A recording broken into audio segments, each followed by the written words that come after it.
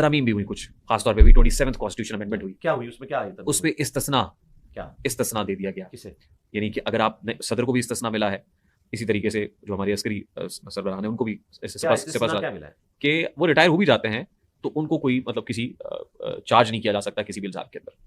قرآن و سنت میں تو صحیح بخاری اور مسلم دونوں میں حدیث ہے، نبی اسلام نے فرمایا اگر میری بیٹی تا حیات استثناء ہے تو اس کے بھی ہاتھ میں کٹوا دوں گا. اسلام میں یہ ہے کہ چاہے خلیفۃ المسلمین ہو، چاہے عام آدمی ہو، چاہے پیغمبر کے اہل البیت میں سے کوئی ہو، یہ for the sake of argument ہے. ورنہ تو ظاہر ہے پیغمبر کے اہل بیت نے تو اس طرح کا کوئی کام نہیں کیا، لیکن نبی اسلام نے یہ سمجھانے کے لیے بات کی کہ جب فاطمہ نامی ایک عورت کی چوری کا مقدمہ نبی اسلام کے سامنے پیش ہوا تو لوگوں نے سفارش کی کہ اونچے خاندان سے، تو آپ اسلام نے فرمایا کہ اگر میری بیٹی فاطمہ بھی چوری کرتی تو میں اس کے بھی ہاتھ کٹوا دوں. تو اسلام کی روح سے یہ ہے. اب اس طرح کی جب کوئی چیزیں سامنے آتی ہیں تو اس کا ایک قانونی طریقہ ہے جو اس وقت ہوا ہے. آپ کو پتا ہے راولپنڈی بینچ جو ہے لاہور ہائی کورٹ کا تشکیل دے دیا گیا ہے، 3 ججز اس میں شامل ہیں اس پرٹیکولر ایشو پہ. جی استاقت علی خان صاحب ہیں، ساتھ ان کے اور جج ہیں، کیونکہ پٹیشن تو آئی بھی ہے. وہ اس چیز کو سن رہے ہیں، استثناء والے مسئلے کو، کہ کیا یہ پاکستان کے آئین اور قرآن و سنت کے مطابق درست ہے یا غلط ہے. تو یہ بھی سب جوڈیسی ہے، جس طرح آپ نے میرا کیس کہا نا سب جوڈیسی ہے.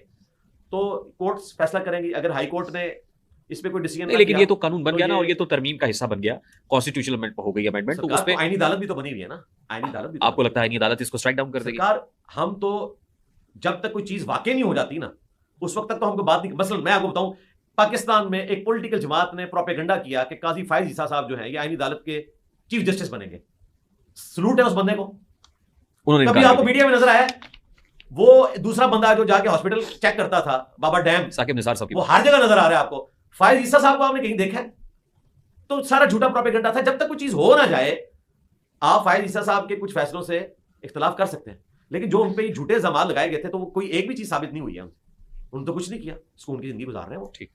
علماء کرام کو نفاذ شریعت کے حوالے سے ان پرٹیکولر جو کردار ادا کرنا چاہیے تھا، آپ کو لگتا ہے وہ کردار ادا کیا جا رہا ہے؟ اس کے ساتھ ہی میں اس کو میرا سپورٹنگ آرگومنٹ یہ ہے، جو علماء نے میں وہی تو شریعت کے ساتھ جو کچھ کیا ہے اللہ معافی دے.